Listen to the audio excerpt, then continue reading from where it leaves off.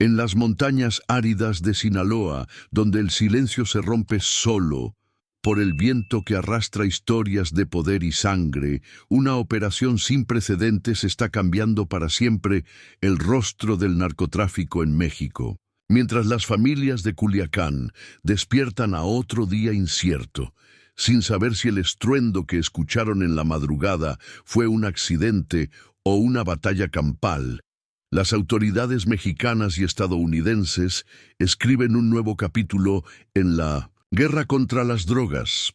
Omar García Harfuch, el hombre que sobrevivió a 400 balazos y que ahora dirige la estrategia de seguridad nacional bajo el gobierno de Claudia Sheinbaum, no duerme desde hace 72 horas. En su oficina, rodeado de mapas marcados con círculos rojos y fotografías de rostros que han aterrorizado a México durante décadas, coordina la operación más ambiciosa contra los Chapitos desde la captura de su padre, Joaquín El Chapo Guzmán.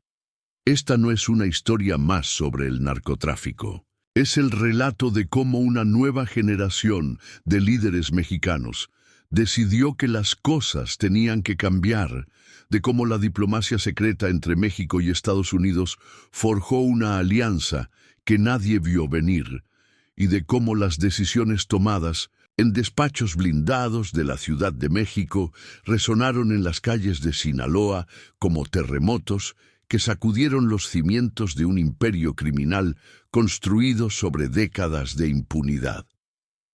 Los hijos de El Chapo no imaginaron que su reino de 1900 terror tenía fecha de caducidad y que esa fecha llegó con el nombre de una mujer que prometió cambiar México desde Los Pinos.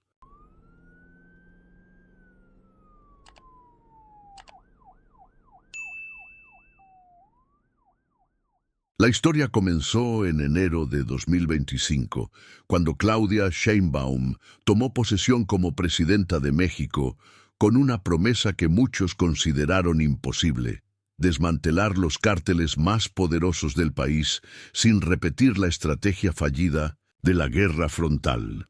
En su primer discurso oficial sobre seguridad, Sheinbaum no mencionó nombres, pero sus palabras resonaron como una declaración de guerra. No habrá territorio mexicano donde el crimen organizado se sienta seguro. Omar García Harfuch, recién nombrado secretario de Seguridad y Protección Ciudadana, sabía que esas palabras lo convertían en el arquitecto de una misión casi suicida. Los primeros meses del nuevo gobierno transcurrieron en aparente calma, pero detrás de las puertas blindadas de las oficinas gubernamentales se gestaba una revolución silenciosa. García Harfuch había comenzado a tejer una red de inteligencia que abarcaba desde los barrios más marginales de Culiacán hasta las oficinas del FBI en Washington. La diferencia con administraciones anteriores era radical. Esta vez, México no actuaría solo. Durante reuniones secretas en embajadas y consulados, funcionarios mexicanos y estadounidenses diseñaron una estrategia conjunta que rompía décadas de desconfianza mutua. El primer golpe llegó sin aviso. En una madrugada de marzo, mientras Iván Archibaldo Guzmán dormía en una de sus casas de seguridad en las afueras de Culiacán, no imaginaba que su teléfono había sido intervenido durante meses. Cada llamada, cada mensaje, cada movimiento de dinero había sido documentado meticulosamente por un equipo binacional que trabajaba las 24 horas. La tecnología estadounidense y la inteligencia humana mexicana se habían fusionado en una herramienta letal contra la organización que parecía intocable. Pero García Harfuch sabía que golpear a los Chapitos no era solo una cuestión de arrestos y decomiso de drogas. Era enfrentarse a una estructura que había permeado instituciones, corrompido funcionarios y aterrorizado poblaciones enteras. Cada operación requería no solo valor militar, sino una precisión quirúrgica para evitar que la violencia se desbordara sobre la población civil. El fantasma de Culiacanazo de 2019, cuando la liberación de Ovidio Guzmán sembró el caos en la ciudad, seguía presente en cada decisión estratégica.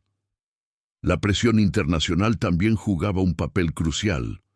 Estados Unidos había dejado claro que la cooperación en esta operación determinaría el futuro de las relaciones bilaterales en materia de seguridad.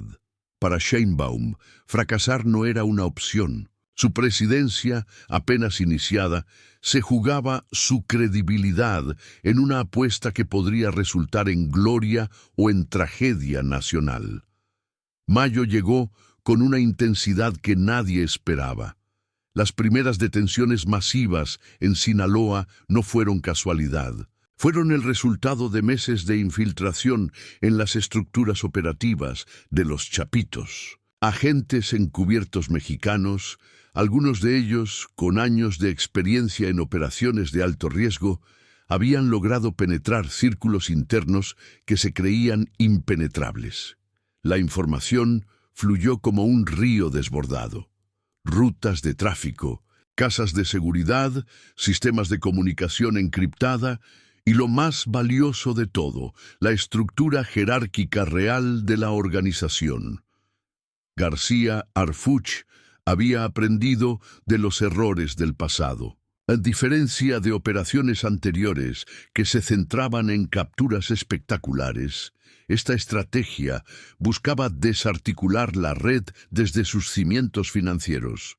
Bancos en México y Estados Unidos comenzaron a reportar movimientos sospechosos que llevaron al congelamiento simultáneo de cuentas por millones de dólares. La DEA y la Unidad de Inteligencia Financiera Mexicana trabajaban como un solo organismo, cortando las arterias económicas que mantenían viva a la organización. Los primeros arrestos fueron quirúrgicos y silenciosos. En una sola semana, cayeron más de 50 operadores clave en diferentes estados de México. No hubo enfrentamientos épicos ni persecuciones cinematográficas. Los detenidos fueron sorprendidos en sus rutinas cotidianas, saliendo de restaurantes, visitando a sus familias, realizando transacciones comerciales aparentemente legítimas. La estrategia de García Harfuch era clara: desmantelar la sensación de invulnerabilidad que había caracterizado a los Chapitos durante años. Pero la operación más delicada estaba por venir. Inteligencia Conjunta había identificado una reunión crucial programada para finales de mayo en una zona rural de Sinaloa.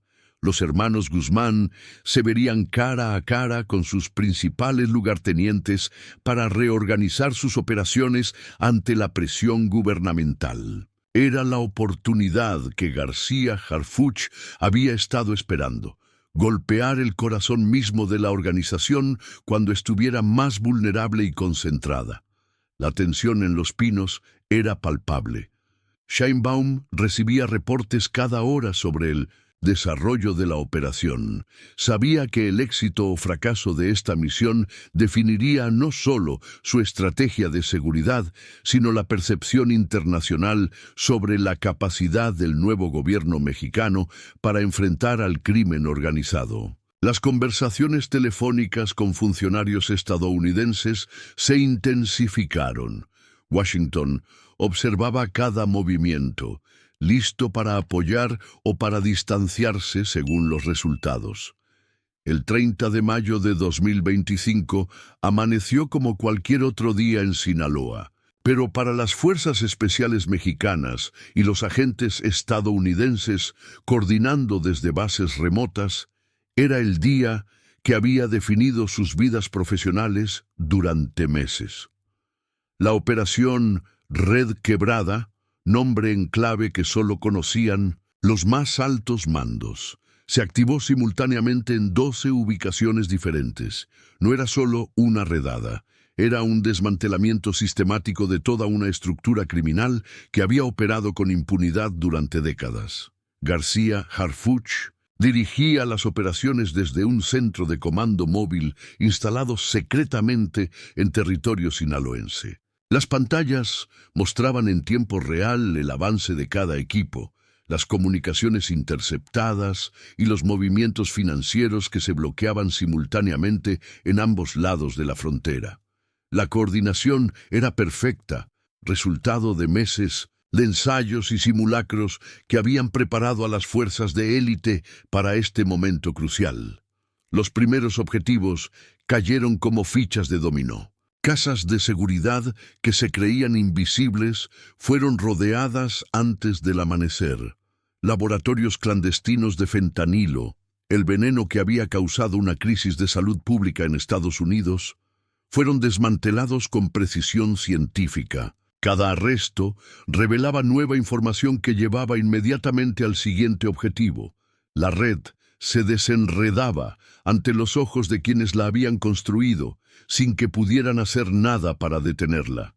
Pero el momento más dramático llegó, cuando las fuerzas especiales rodearon la reunión clandestina donde se encontraban los principales operadores de los Chapitos. En una zona montañosa de difícil acceso, donde los criminales se habían reunido creyendo estar a salvo de cualquier intervención gubernamental, helicópteros militares aparecieron como fantasmas en el cielo nocturno. No hubo resistencia armada. La sorpresa fue total y la superioridad táctica abrumadora. Las detenciones de esa noche incluyeron a figuras que habían sido buscadas por autoridades de ambos países durante años. Operadores financieros que manejaban cientos de millones de dólares, jefes de sicarios, responsables de masacres que habían marcado la historia reciente de México, y coordinadores logísticos que habían convertido el tráfico de drogas en una industria de alcance internacional. Cada captura era un golpe mortal a la estructura operativa de los Chapitos. En Washington, funcionarios del Departamento de Justicia y la DEA seguían la operación minuto a minuto. La cooperación entre ambos países había alcanzado niveles históricos, pero también había generado expectativas enormes. El éxito de esta operación podría cambiar para siempre la dinámica de la lucha contra el narcotráfico en América del Norte. Los días siguientes a la operación revelaron la magnitud real del golpe asestado a los Chapitos. No se trataba solo de arrestos, era el desmantelamiento de un imperio que había operado como un estado paralelo en amplias regiones de México.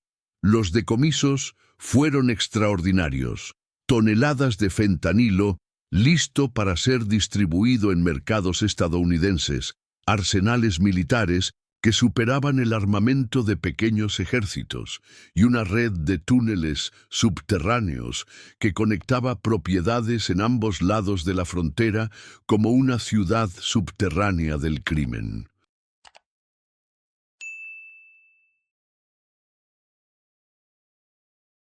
García Harfuch enfrentaba ahora el desafío más complejo: mantener la estabilidad en Sinaloa mientras se procesaba judicialmente a los detenidos. La experiencia del Culiacanazo había enseñado que golpear a los cárteles podía generar reacciones violentas que afectaran a la población civil.